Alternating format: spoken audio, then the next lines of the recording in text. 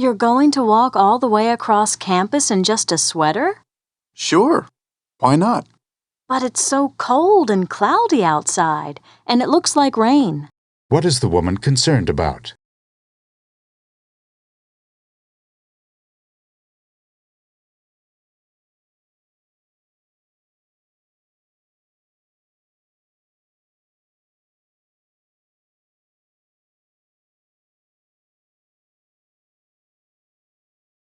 We could either see a movie tonight or go listen to some music at the student center. There's a movie I really wanted to see. Does that sound like a good idea to you? You bet. What does the man mean?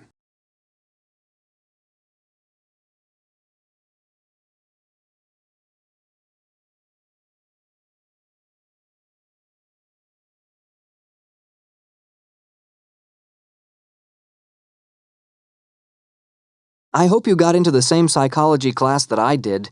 If you did, then we can work on the same team for the class project. Unfortunately, that class was closed by the registrar because it was over-enrolled. What does the woman say about the class?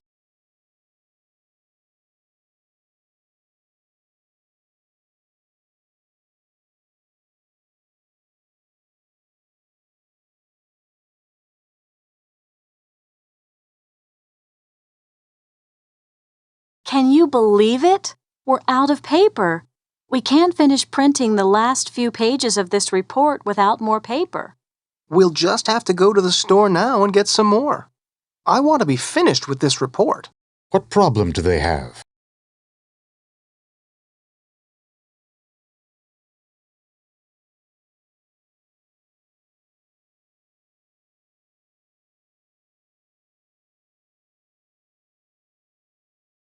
So did you and Joan run across any bargains at the yard sale? Well, there were a lot of items under $5, but I didn't find anything worth toting home, and neither did Joan. What does the woman mean?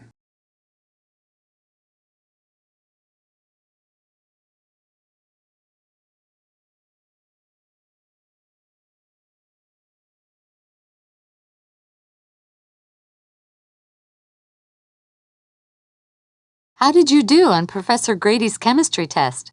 I wish I had studied harder. What does the man say about the test?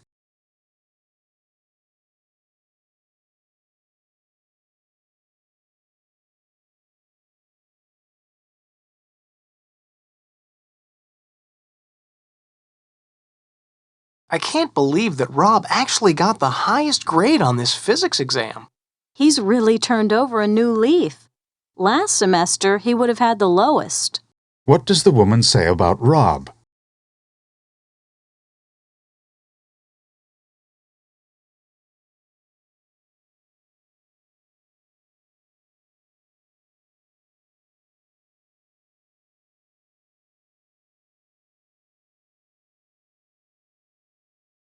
I'd like to talk with you about my paycheck for last week.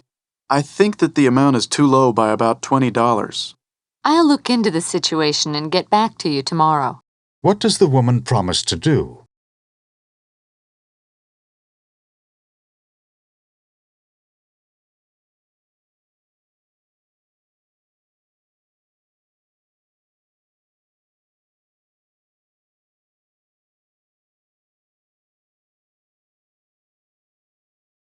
Where was Carl during the orientation? He said he couldn't figure out where to go, so he missed it. Well, no one else had a problem finding the right place. What can be inferred from the conversation?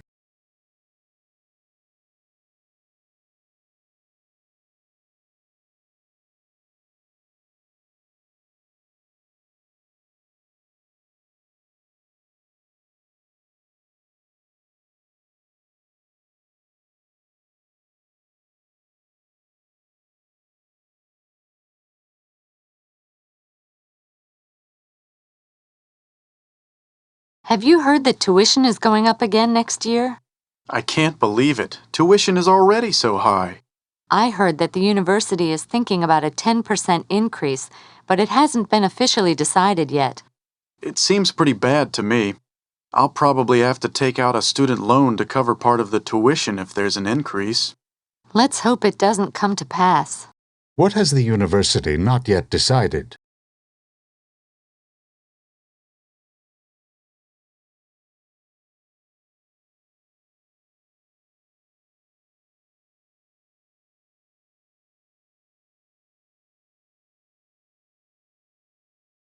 What might the man have to do?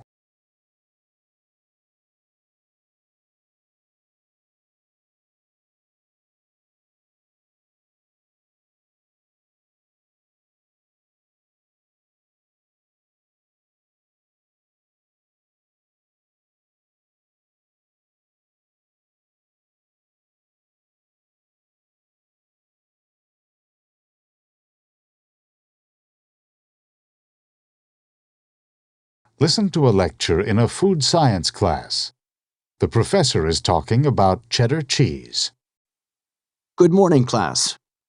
Is anyone aware that a boycott in 1776 is still affecting the American cheese industry today? To introduce our unit on commercial cheese production, I'm going to tell you about this boycott. For those of you who are unfamiliar with the term boycott, a boycott refers to when people refuse to buy a good or use a service in protest to something. Before we discuss the boycott in 1776, we must briefly discuss where cheese comes from. There are more than 400 kinds of cheese, with over 2,000 different names. Cheese is made from milk. Most cheese is made from cow's milk, although many cheeses are made from goat, sheep, and even water buffalo and camel's milk. The fat content in the milk from each animal varies, causing the color of the milk to vary. Some milk looks creamy white, and other milk looks almost pale yellow. The cheese made from the milk, thus, ranges in color from creamy white to very pale yellow. All cheese is naturally some shade of white. What about cheddar cheese and American cheese? These cheeses are clearly orange. You are right. You have identified the effect of the boycott I mentioned at the beginning of class. To understand the boycott, you need to understand first that cheddar cheese and American cheese are the same cheese. Second, you need to know that cheddar cheese is naturally white. Just before 1776, the colonists in America were angry with the King of England. One of the issues was taxation without representation. Taxation without representation was a phrase that summarized the frustrations that many colonists felt with the colonial system. They wanted representatives who could voice their concerns to the king. The colonists felt that it was unfair that they had to pay ever-increasing taxes on English imports without any representation of their concerns to the king. Many colonists protested by boycotting English products. The most famous of these is tea. You have probably heard people say that they like to drink Boston tea. This is actually hot water rather than tea. Some Bostonians preferred drinking hot water instead of tea to avoid paying taxes on English tea, and this hot water became known as Boston tea. A lesser-known product that the colonists boycotted was cheddar cheese. Many colonists did not want to buy English cheddar because they would have to pay huge taxes on it. To distinguish American cheese, American farmers added carrot juice to their milk. American cheese was easily identified as orange cheddar. After producing orange cheddar for several years, farmers became used to adding the coloring, and consumers became used to buying orange cheese. The boycotts and the war ended, but the orange coloring and the name American cheese remained. Over 200 years later, white cheddar is still a novelty in American stores. That is all for today. Tomorrow we will discuss commercial production of soft cheeses. Please read Chapter 12 in your text before class. What unit is the class beginning with this lecture?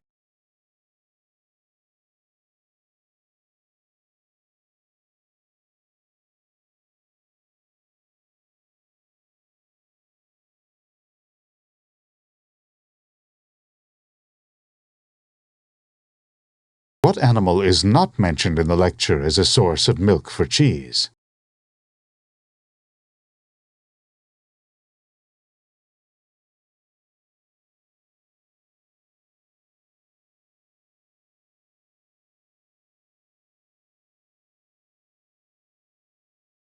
What products discussed in the lecture were boycotted by the American colonists?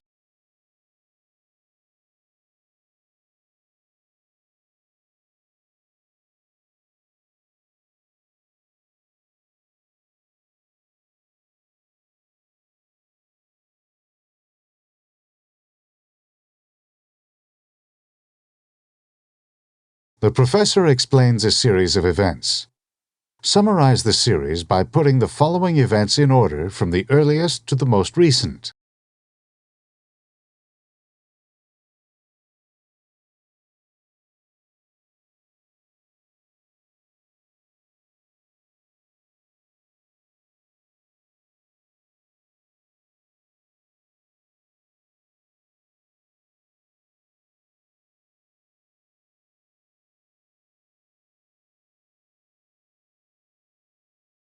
What will be discussed during the next class session?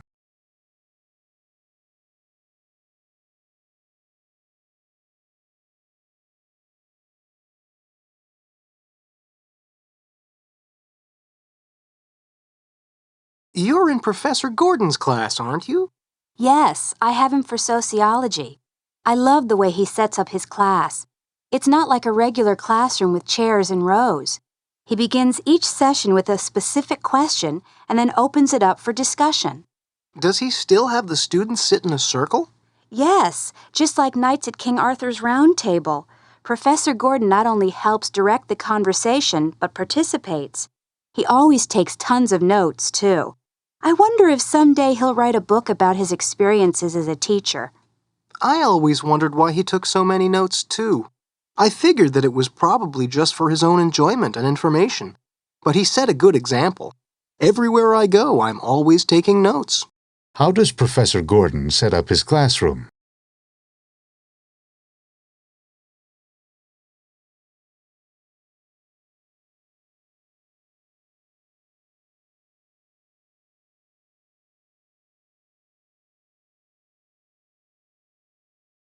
What did both students notice about their sociology teacher?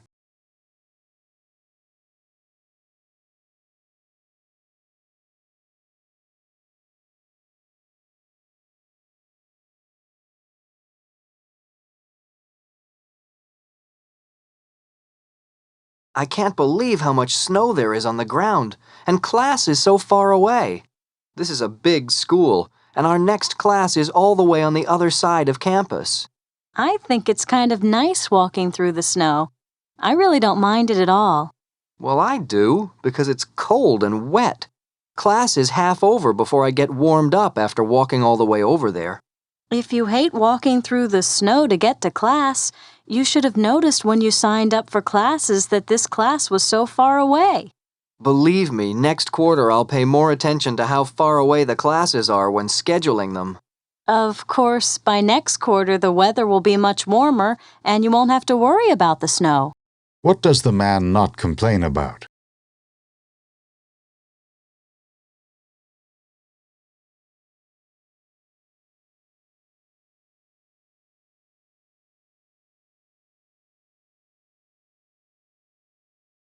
What does the man swear to do for the next quarter?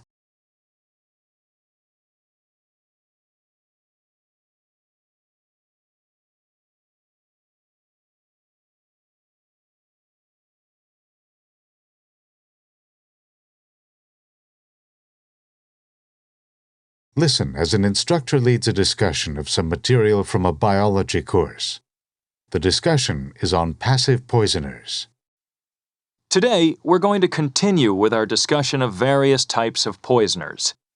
In our last meeting, we dealt with active poisoners, and today we're going to concentrate on passive poisoners.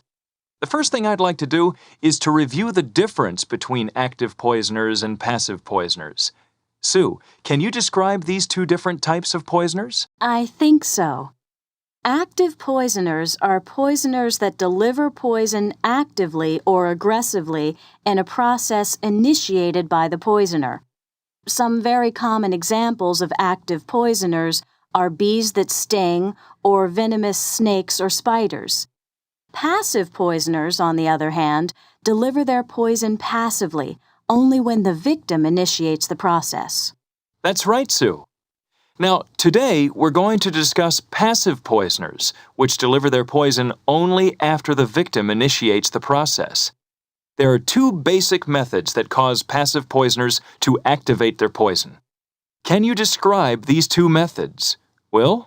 The two different methods that activate passive poisoners are contact and consumption. For one type of passive poisoner, the poison is activated when the victim makes contact with the poisoner. For the other types of passive poisoner, the poison is activated when the victim consumes or ingests the poisoner. Exactly. Now, let's think about whether passive poisoners are plants or animals. We've seen that active poisoners, because they actively initiate the poisoning, are animals. But what about passive poisoners? Are they plants or animals? Tara. Both plants and animals can be passive poisoners, and there are examples of both plants and animals that poison passively through contact and through consumption. Let's all think now about examples of these different types of plant and animal passive poisoners. First, can you give me some examples of passive poisoners that activate their poison on contact? Sue? As Tara said, both plants and animals can be passive poisoners that activate their poison on contact. In the chart on page 136 of the text, we can see some examples of passive poisoners that deliver their poison on contact. There are plants such as poison oak, poison ivy, and poison sumac. I myself am very well acquainted with poison oak because it's quite common in the woods near my home, and I've come back from a walk in the woods with a horrendous rash from poison oak more than once. There are also animals that deliver poison passively through contact, such as the jellyfish. The jellyfish injects poison through tiny barbed darts when triggered by contact. Swimmers need to beware of making contact with jellyfish because that contact with the jellyfish can cause it to sting. Very good. So, we've seen that both plants and animals can release poison on contact. What about consumption? Are there both plants and animals that are poisonous when ingested? Will? Yes, there are both plants and animals that are poisonous when eaten. On the following page in the text, you can see examples of plants and animals that are poison when ingested. Certain types of mushroom are extremely poisonous and can cause death if eaten. Also, certain types of fish are quite poisonous and can also kill when ingested. The pufferfish is one example. The pufferfish is a delicacy in certain cultures, but it must be prepared very carefully so that the poisonous parts are removed. If the pufferfish is not prepared correctly, the poison can kill the diner. So, what have we learned about passive poisoners? Can you review the main points for us, Tara? Here are the main points we've discussed today. First of all, passive poisoners are different from active poisoners in that passive poisoners only poison when they're triggered by the victim. Next, passive poison can be triggered in two different ways, either by contact or by consumption. Finally, both plants and animals can be passive poisoners. Excellent. You all seem to have a good understanding of the topic for today. How do active poisoners differ from passive poisoners?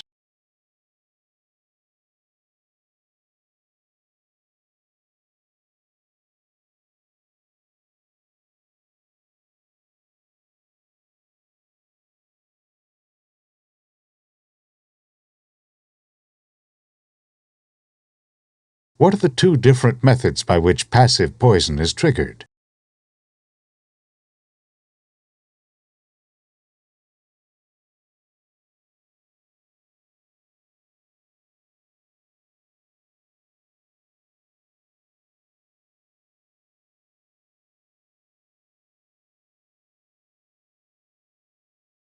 Active and passive poisoners are what types of living beings?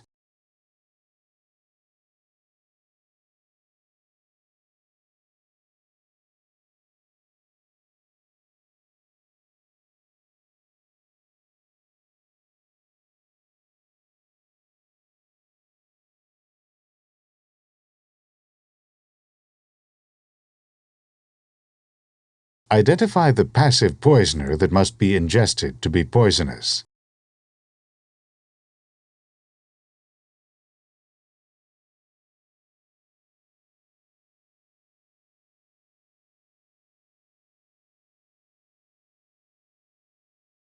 What types of poisoners are each of these?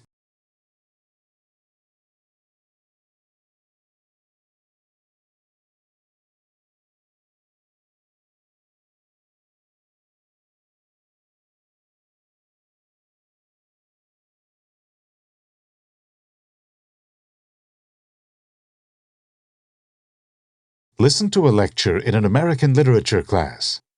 The professor is talking about Mark Twain. Today, we will be discussing one of the most popular modern American writers. This writer's real name is Samuel Clemens, but you might not recognize that name because he used a pen name when writing. Let's look at a picture of this famous writer. Now that you see his picture, I'm sure you understand that the writer whose birth name was Samuel Clemens is much better known by the name Mark Twain. Twain's work is popular for many reasons.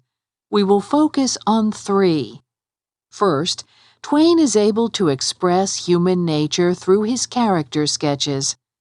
Second, Twain tries to reflect real speech in his writing. Third, Twain is a master at combining humor and satire. Today, I will give you a brief introduction to the 3 works we will read by Mark Twain. The first is a short story called The Celebrated Jumping Frog of Calaveras County. This is considered his best early work because it is the first work that demonstrates his ability to develop very human character sketches. In this story, we find marvelous descriptions of various frontiersmen. The second book, Huckleberry Finn, is a delightful tale about a young boy and a runaway slave. It is famous as the first American novel that reflected real speech. This feature marked such change in American literature that Hemingway said, "Modern American literature begins with Huckleberry Finn." As a young man, Twain spent 5 years as a steamboat pilot on the Mississippi. The events in Huckleberry Finn reflect Twain's intimate knowledge of the Mississippi. It is also during his time on the Mississippi that Twain claims to have developed his knowledge of human nature. He later said, "It was through this brief schooling that I became acquainted with all different types of human nature." Our last book, A Connecticut Yankee in King Arthur's Court, is one of Twain's most skillful combinations of humor and satire. This book is one of Twain's later novels. Although a humorist, Twain suffered from depression most of his life. His later years were particularly difficult as he faced severe financial problems and the deaths of his wife and 2 children. His later works tended to be increasingly satirical and pessimistic. A Connecticut Yankee in King Arthur's Court is a satirical comment on the Industrial Revolution, which Twain felt made people insensitive toward other human beings. As we read our 3 works, notice the way he uses words that reflect real speech, his ability to write character sketches that capture the essence of each character's human nature, and his use of humor and satire. For Friday, please read The Celebrated Jumping Frog of Calaveras County and begin reading the first 10 chapters of Huckleberry Finn, which we will be discussing next week. What is true about the name of the writer discussed in the lecture?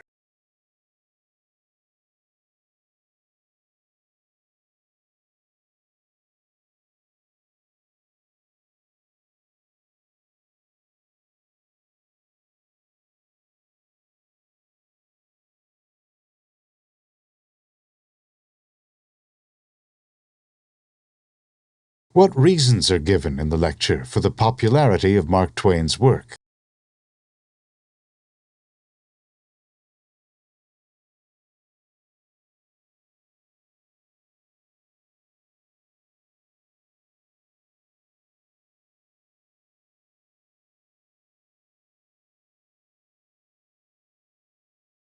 When did Mark Twain say he learned the most about human nature?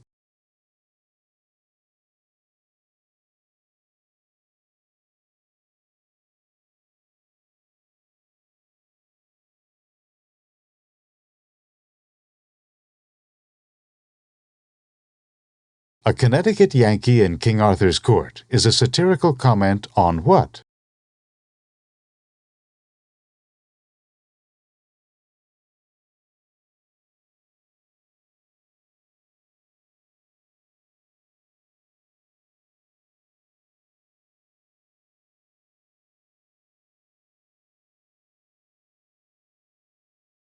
In the lecture, what characterized each of the three works by Twain?